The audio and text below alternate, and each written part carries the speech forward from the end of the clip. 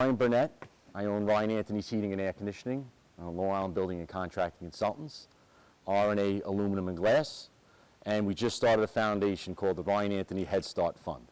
So if you guys want to go on your phone and look on the website, it's called lookwhomadeit.org. If you guys can take out your phone, that's okay. Check it out, because it's for you guys. So I graduated here in 2002. So I was basically the same person as all of you in these chairs, and here I am today, all right? So I always start off, how many of you are going to college? Raise them high so I can see. All right, cool. What are you, Blue Shirt, what are you going to college for? History. Okay. Who else is going to college? Wants to tell me what they're going to college for? You raise your hand? Yeah. What are you going for? Business administration. Okay. Who else? You going to college? Yeah. What are you going for? Nursing? That's good. Who else? What are you going for? Okay, that's cool. All right. Well, I usually come here and I talk to you guys and I explain that there are multiple ways to become successful and the college path isn't for everybody. If it's your path, that's great. It wasn't for me. And your minds are going to change multiple times as you get older. You're going to think you like something, you're going to get into it, maybe not like it, and switch. So I basically come in here and I tell you my story, and hopefully it relates, and we go from there. All right? So you guys ever hear this, this quote? It's from Albert Einstein. And if you judge a fish by its ability to climb a tree, the fish will forever think it's stupid. Who knows what that means? Anybody? What are you good at, Blue Shirt? What's your name? Vinny. Vinny? What are you good at? You could say it. Sports? Sports. All right. What are you not good at? Cooking. Cooking. All right. So if I met you for the first time and there was a cooking contest and you were in it and I had to judge you by it, how do you think you would do? Horrible. All right. So it relates to me because I think school, you know, is judging you guys on how you take tests, how you perform. Obviously, you want to be respectfully teach and stuff like that. I wasn't the best test taker, so in the eyes of college, I didn't look so good, right? And some of you kind of in that boat. Is anyone who's not going to college? So you're all going to college? That's good. All right. Well, did you guys all take out your phone and look at that website? All right. So what we're trying to do with our foundation is we're trying to raise awareness to kids that there are other alternatives than just college to become successful. And my path was the trades. So what we're doing is we're raising awareness to students that may be undecided on what they want to do. We're mentoring them, and then we're job placing them in a career when they graduate high school, and then we're giving them money to buy their first set of tools or clothes needed to get into the trade. So we just started this about 6 months ago. We had our first fundraiser in October, a few weeks ago, and we raised $97,000, our first foundation dinner. Pretty good, right? Who thinks that's a lot of money? Pretty cool, all right? So that money is dedicated to guys and girls like you that want to get into different things, maybe not related to college or needed a college degree to do, such as trades, such as beautician, makeup artist, culinary, all sorts of different job scope, all right? So my story starts, who here works already? What do you do? Yeah? That's awesome. Love boats. Mrs. Kilgus loves boats too. Who else works? What do you do, Vinny? Stop and shop. Stop and shop, cool. Who else? What do you do? Awesome. So you've been in gymnastics a long time? I don't do it anymore. No? But you know what to do. What about you? Cool. All right, so everyone's here working. How old are you guys? 17? All right. All right, well, I started working, you know, young too. I used to work at a barn. On Saturdays, I used to shovel horse poop in the midst of thinking that I would get free riding lessons from my brother who was looking to learn how to ride a horse. I used to mow lawns. I worked for a company called C3 Technologies. I used to work in the warehouse, packaging boxes, you know, after school. And then I also played sports. So my guidance counselor at the time when I was here was Mr. Trocchio, and I had a really cool schedule. I would get out of class at like 12:30, done with school. So I would go from 12:30, work till 3. Sports still start at 3:30? 3? Okay. I would get back here for sports, and you know, I worked during the week, during school, you know, during sports time and stuff like that. I have a twin brother. He was in all the accelerated programs. Who here is in the accelerated programs? It's for college classes for in high school. All right. So my brother was just like you guys. He was very good at taking tests, destined to go to college. He knew he was going to Delaware University by 11th grade. And here I am, his twin. I was good at, working, and I was good at playing sports, but I didn't necessarily know that I wanted to go to college because I wasn't the best test taker. All right. So moving forward, one of my student teachers, his name was Frank, he introduced me to a friend named Bob, and we used to work out at World Gym, which is no longer there. And Bob was a carpenter. So I would go on Saturdays and I would hang sheetrock, do trim work, stuff like that. I was always making money. So when I graduated, still didn't know if I wanted to go to college. I had an extreme amount of pressure from my parents to go to college. So I ended up going to Farmingdale University, or SUNY Farmingdale. And I didn't decide till basically 2 weeks before school started. All right? So I went into college. I promised my parents I would go for 2 years, even though I knew I pretty much didn't want to do it. I continued working full-time. And fast forward a year and a half in, obviously still felt the same way very strongly. Went to my parents and said, listen, this isn't for me. I want to go full-time into hanging sheetrock and doing trim work with my friend Bob. They thought it was a terrible idea, but they said, if this isn't for you and you're not going to get good grades doing it, you're not into it, then okay, we'll go that route. So I worked for a year doing trim work, hanging sheetrock, and my mindset was if I learn it fast enough, I can get another van, and then I can run my own truck, and I can make more money. So I approached Bob, who's still today my very good friend, and I asked him this, and he said no, he doesn't want to grow it, he doesn't want to take on more work, yada, yada, yada. So a company around the corner, who's here heard of Bayview Heating Oil? Well, it's been out of business for 18 years, so I don't expect you to know, but a company called Bayview Heating Oil, who knows what a boiler is? What's a boiler? And you heat, right? All right, cool. I didn't know that at the time. So my father knew this guy, Pete. He owned Bayview Heating Oil. He approached my dad and said, hey, your son's 18 years old. Would he like to get involved? I need service technicians to come work for me and learn the business. So I did. So I left Bob. I was getting $10 an hour to start, but he would pay my health insurance. And the second I learned enough, I would be in my own van, and I would bump right up to $16 an hour. Now, this is 20 years ago, so that was a lot of money then, in my eyes. So, start working. Back then, when you started, everyone kind of worried about job security. So the older technicians didn't want to teach me because they thought if they taught me enough and I learned more than them, I would take their job. So I went through like 4 or 5 different technicians before I got to this one man named John Esposito, who was like the least likely of people to teach, but I was annoying enough to get him to take me under his wing. He taught me the business. I was in my own service truck in 3 months. From then on out, I was also going to BOCES. I made friends with my teacher, who to this day I still have a relationship with. He would give me night service calls. I did this for about a year and a half. I decided that I could start doing some side work. So my father, I'll back up, has an oil delivery business. He just, one truck, answers the phone. He has customers he provides oil for. So those customers need service techs, which I was becoming. So I bought a van, I started doing side work. I would work till, 4, 5, 6 o'clock for Bayview.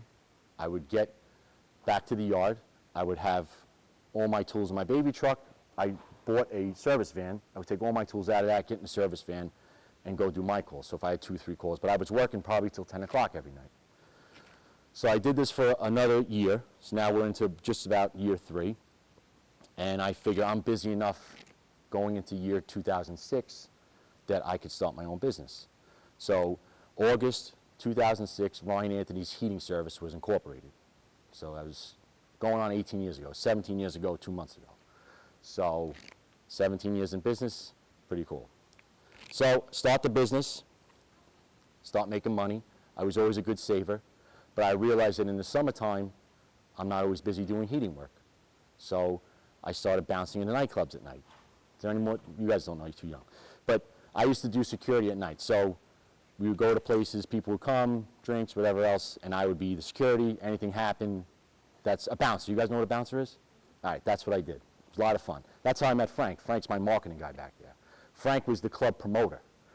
So, which still have a relationship, right? You guys are seeing, you guys following that? So I met people a long time ago, still have a relationship? Okay, follow that.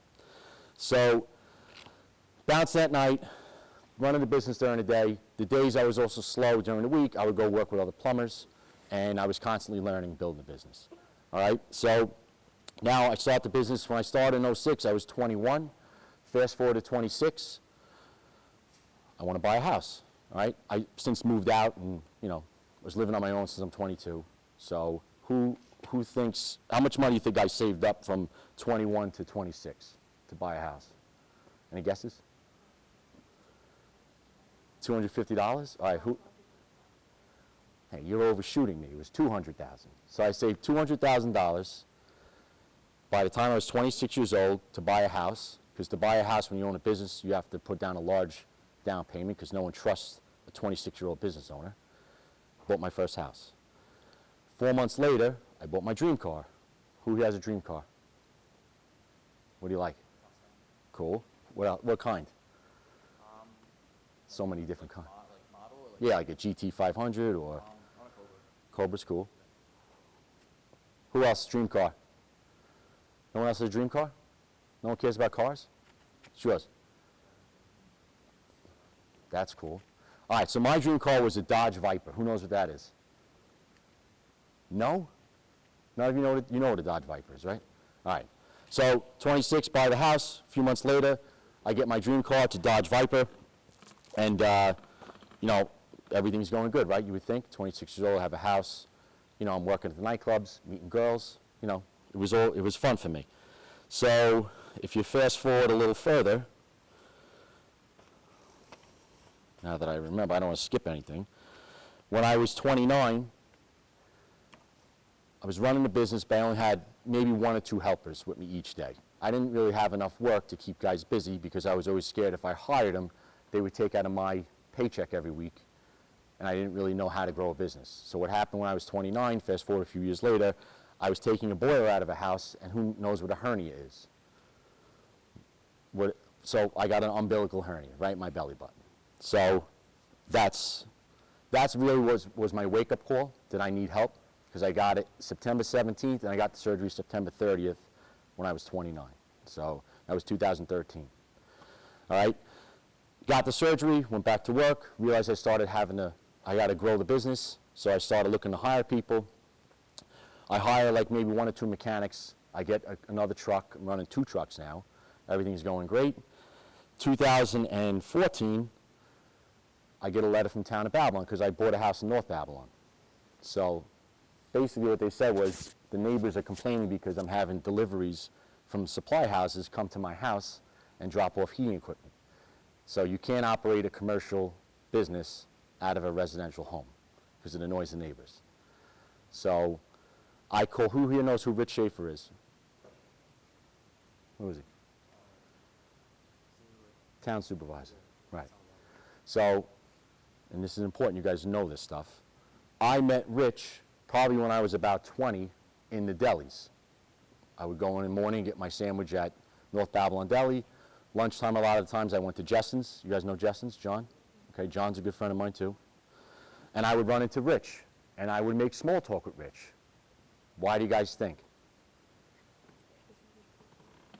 He's a town supervisor. He probably knows a lot of people, right? Probably has a lot of connections, right?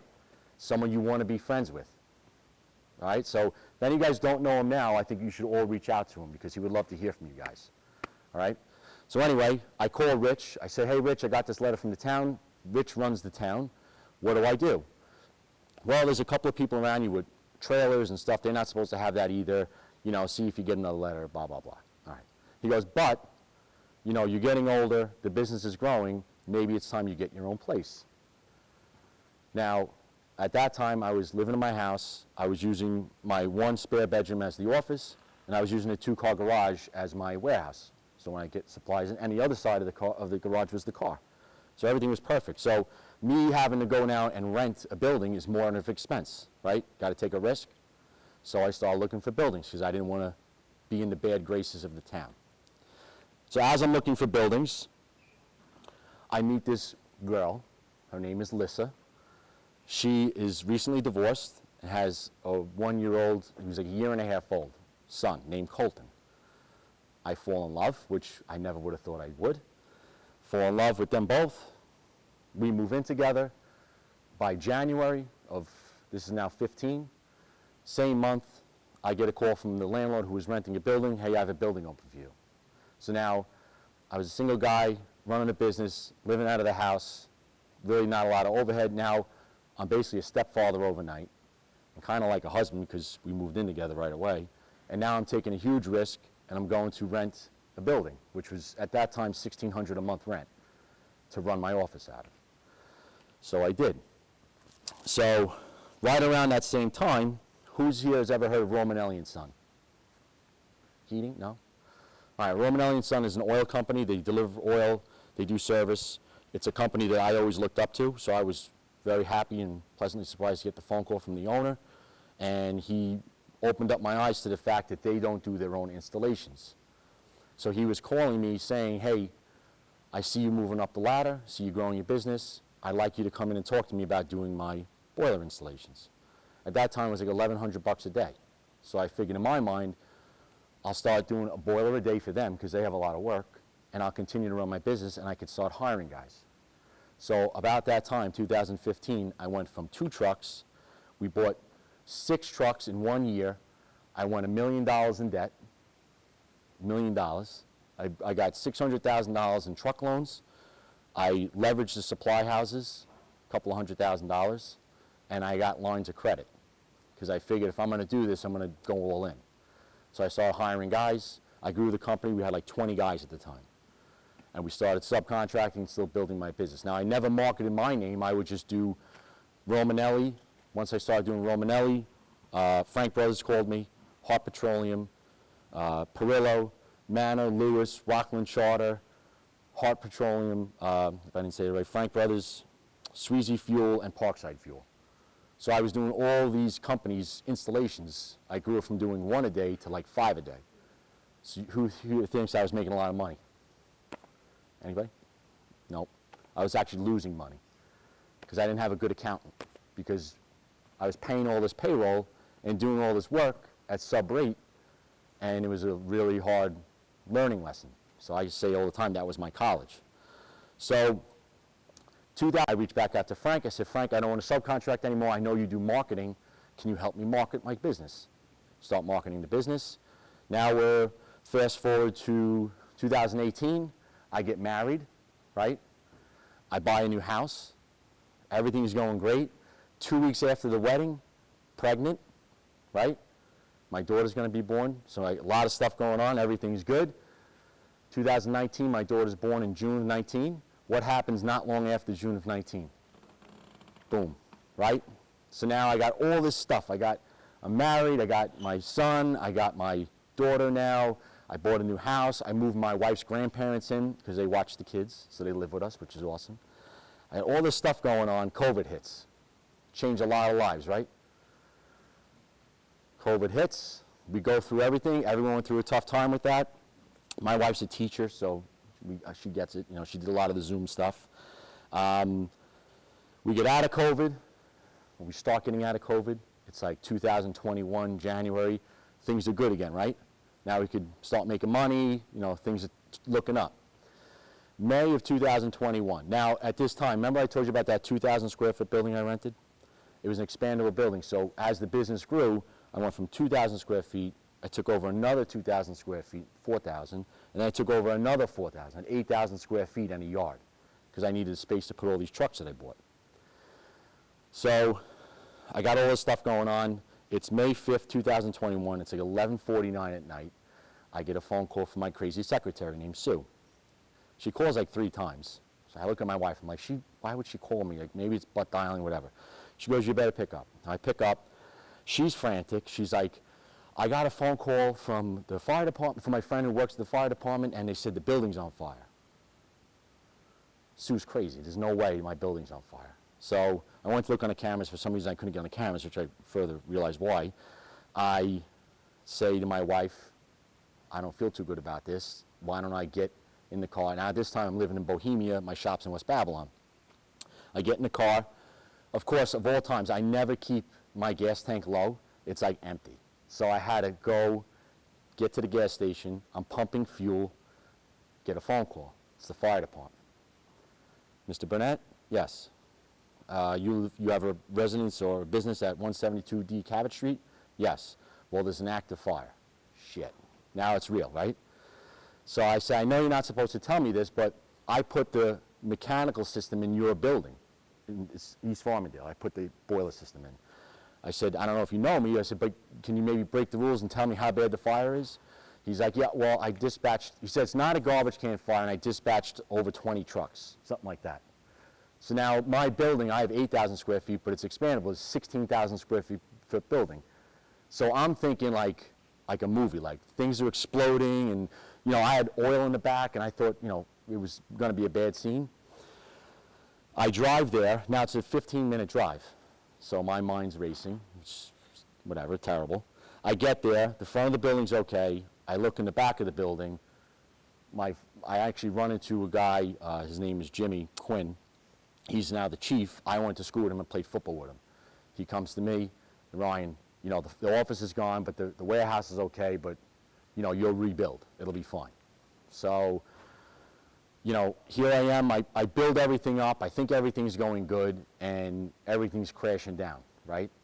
Luckily, I made relationships over the years. I had commercial glazers next to me who, when I moved in, became family. Everyone ran to my aid. So I had Rich and Ray are the glazers, who are now my partners. My wife came, obviously. All my supervisors, you know, Dave and Warren, my brother-in-law who runs my office, Ed, my landlord, who turns out to be a piece of crap, all came, and basically at that moment, it's like 2 o'clock in the morning, we're having coffee, and I have two choices. I could either lay down and die, right, or I could figure out a plan and get this back up and going, because we have customers, we have to be at their houses at 8 o'clock. So that's 6 hours to navigate all this and get the ball rolling. So we assign each other all jobs, we get the ball rolling, 8 o'clock, trucks are out, we're still rocking and rolling, somehow. So luckily, in the back half of the building where we had our main office, the front 2,000 I had recently subleased to these commercial glazers. They moved in with us, and they let us use their office. So we had my whole staff in their office and outside their warehouse operating our company. Our servers were okay, everything is good. So now I'm thinking, I'll rebuild it, right? At this time, I own a construction company too. So like, we'll rebuild it. But now you can't just rebuild something, you have to wait for the insurance company and everything to figure itself out. So 3-4 weeks go by, my landlord's dragging his feet. I finally get a phone call, it's like probably 8:30, 9 o'clock in the morning, and it's the insurance company. And she's like, oh, is this Ryan? I said, yes. She goes, you know, I follow your stuff on Facebook. You have a beautiful family. You know, you do a lot of good things. She goes, I just have to tell you, and this is off the record, your landlord's looking to screw you. So, well, how you mean? She says, he's dragging his feet. He's the most difficult person that I've ever had to deal with, ever. She goes, and I think he's doing one or two things. He's going to let you rebuild the office like you had it and basically force you out, or he's going to let you rebuild it and just raise your rent up, because I didn't have a lease. So she goes, you know, my opinion is you should probably leave. But now I have so much stuff. I have, you know, $100,000 in equipment back there. I got trucks, I got pipe, it's whole thing navigating all this. Then find a spot to rent, right? So with that, I always get emails from real estate agents because they think every business owner is rich, which we're not. And this guy, Rich Pigione, I think I'm saying that right, he always sends me emails. So I saw a listing like 2 days prior for a building that was for sale around the corner from my building. So I call him, hey Rich, is that building still for sale over on Mahan Street? Yeah. Can I look at it? Yeah. He goes, how soon can you be there? I'll be there at 11. I go to the building. Now at this time, I'm still building the business. We're still getting out of COVID. You know, I have some money saved, but not a lot. 7,500 square foot building with a yard. Perfect, right? It's empty. I can do whatever I want with it. 1.26 million. Who thinks I had 1.26 million to buy it? No. So I look at Rich, I look around, I said, I'll take it. So you look and say, oh, that's great, you know, I'll get the ball rolling. I said, but I need to talk to the business owner, building owner. So the building owner's name is Joe Gaza. Joe Gaza has a very good reputation around our industry. He's built hundreds of these buildings. He's very, very wealthy. So I figured I'll call Joe, I'll tell him what's going on, and he'll have some sort of mercy and help me. Now, I don't know this guy from a hole in the wall. I get in touch with Joe. He's in Montana on vacation. Calls me up. Shocked that he called me. I tell him what happened. I had a fire, this and that. It's Friday now, right? I tell him exactly what happened. He goes, let me think on this and I'll call you Monday. So Monday, he calls me. He says, you know, I checked in on you, and I called a few people that know you, and they all vouch for you and say you're a good guy. So what I'm going to do is I'm going to sell you the building, and I'm going to hold the mortgage so you don't have to go through the bank, because there's no shot a bank would have given me the loan. He said, but you got to come up with $500,000 down payment. Thank you, Joe, so much. Well, I'll do it. Who here thinks I had a $500,000? No, no. So who do I call? Remember the Viper I told you guys about? The car? So when I was like 20, I used to date this girl, and her stepfather, his name is Steve. Steve owned Hillside Honda in Queens. So I always looked up to this man, and I always kept a good relationship with this man. He sold me the Viper because I used to sit in his kitchen, and we used to look on Auto Trader on what a good deal was. And I would always say, by the time I'm 25, 26, I want to have this car. So moving forward, I broke up with his stepdaughter by the time I was like 21. He always said that I would be like a son to him. And through a lot of different decision making in my life, I've reached out to him on a lot of things. So I call Steve. Steve, here's the situation. I found a building. You know, can you come look at it with me? So it's 1.26 million. Gaza's going to hold the note. I need to come up with $500,000. I only have 200. All right, let me come look at it. He comes, he looks at it, he looks around. Hey, it's a good deal. What's the deal again? I said, here's the deal. I tell him the numbers again. He goes, so how much you need? 300. Okay. When do you need it by? Like tomorrow. Go to the office, takes his checkbook out and gives me $300,000 as a loan. I'm in the building, right? So this is like June, I want to say it's like June 12th, something like that, early June. No, it's before that, it's probably June 5th. Had the fire May 5th, so it's a month later. So May 5th had the fire, world ending, don't know what the hell's going to go on. A month later, I own a building. I call Mr. Gaza. Mr. Gaza, I got the money. Everything's good. What's the next steps? I'm in Montana. When I get back to Montana, you know, I'll call you. I said, please do, because I'd like to meet you and shake your hand. 2 weeks later, Mr. Gaza gets back from Montana, comes to me, shakes my hand, gives me the key to the building. He says, start building what you need to start building. He goes, we'll work out the paperwork, and I'll close with you in a month. So now I have the key to the building. We go in like gangbusters, build what we have to build. July 21st is the day that we close. I go to the closing table with my wife, Mr. Gaza, my lawyer, everything's good. We go through, obviously, when you go to closing, when you get older, you realize you have to have all the numbers in place, bank checks, stuff like that. Sitting at the closing, now what am I doing at the closing table talking to Mr. Gaza? What do you think I'm doing? I've done that my whole life, picking his brain, right? Because the man is multi-millionaire. So I'm picking his brain, trying to make a relationship. I get a tap on my shoulder from my lawyer. Ryan, I need to talk to you. Can't be good. So I go in, I talk to him. We're $50,000 short. What do you mean? We've been over this for 2 weeks. No, we're $50,000 short. The realtor needs the commission check now. So I'm like, all right. So I politely go inside. I tap my wife on the shoulder. I said, Mr. Gaza, we'll be right back. Go downstairs. As we're going downstairs, I'm telling my wife what's going on. Sheer panic. I said, look through every account that we have and see if we can come up with the $50,000. So on the way to the bank, we're looking through all the accounts, transferring money, get to the bank. We had like $2,100 left to our name. We got the check, went back, closed on the building. Cool, right? How many good things happened in that story? How many bad things? Right? How many bad things happen to you guys already? Certain days are good, certain days are bad. What I find is kids quit too early, and they come to me later in life, whether they go to college and end up saying that, you know, they get a big loan and college isn't for them, they come to me and they want a job, and they're defeated. So I talk a lot to you guys about overcoming battles, right? That's what we do. You guys do it already at your age, at your very young age. So if you guys can, I have 10 things for you to write down. Can you do it for me on your phones? So these are 10 things that I live by.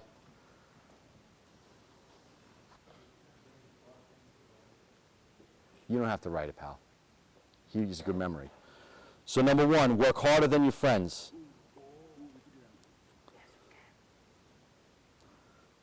Right? Who knows what I mean by work harder than your friends? What do I mean? If you're in a group of friends and you're the hardest working one, you should probably get a new circle of friends. You don't want to be the big fish in the small pond. All right? So number 1, work harder than your friends. Number 2, stay dedicated. How many times could I have folded up and quit? Right? A lot. So stay dedicated. Oh, you know what? Whoever sees that meme of the 2 guys digging a hole, and there's like one little diamond here, and there's a big diamond on this hole, and the guy gets the little diamond, and he's all happy, and then the guy who's digging stops about this far away from getting the big diamond and quits? You guys see that meme? So stay dedicated, because the diamond's there, all right? Number 3, I talk about cleanliness. When you guys go for your job interviews, be neat, be clean, be presentable, all right? It's important. Number 4, be on time. What's on time? Awesome. So be on time, it's very important, especially with first impressions. Number 5, be respectful, right? If I wasn't respectful and I went to talk to Mr. Gaza and I was a jerk, and Mr. Gaza checked on 5 people with me and said, how is Ryan? Is he the right guy? And they all said I was a jerk, I don't get the opportunity to buy the building, right? So even when no one's looking, you got to be respectful and be good. Number 6, reputation, which goes alongside that.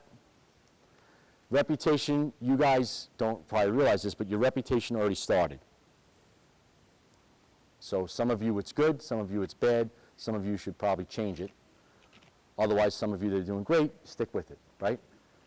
Reputation is very important. It follows you along the way. Number 7, never burn a bridge. So if I was dating that girl at that time and I broke up badly, maybe I wouldn't have the relationship with Steve, who would further help me down the line where I don't have a crystal ball. I didn't know that then. All right? So a lot of times you guys are going to be, and trust me, it's going to happen because it still happens to me daily, you're going to want to tell someone to go screw. And you're going to have to just resist that temptation and be the bigger person and not burn a bridge. All right? Number 8, be persistent. Kind of goes alongside being dedicated. But it's okay to be annoying. If you're in a situation you're trying to learn and someone's not teaching you, go to someone else and learn. Go to the boss, all right? Don't just say, oh, he's not teaching me, and throw your hands up in the air. Find another route, okay? Number 9, very important, who here has a mentor already? I mean, your parents are mentors, but who has other mentors? Yeah? Maybe your gym coach when you're growing up? I don't know. Yeah. Who's your mentor? Anybody could be. I have 50 mentors. One of my old teachers is still my mentor to this day. He doesn't teach anymore. He's a rep at Rath Associates. So I need him for, if I run along a problem, I reach out to him. So you keep these contacts. You keep these mentors. Real quick, I don't know how much time we have, but along the lines, there's a million stories with my story, and there's a million other stories that are just like mine. I'm not the only success story, and there's people that are way more successful than I am. But I'll tell you guys another time. Number 10. What was number 10? Fail but never quit. That's probably the best advice I can give you guys. The more you're failing, the better you're doing, if that makes any sense whatsoever. Because you're putting yourself in situations to learn.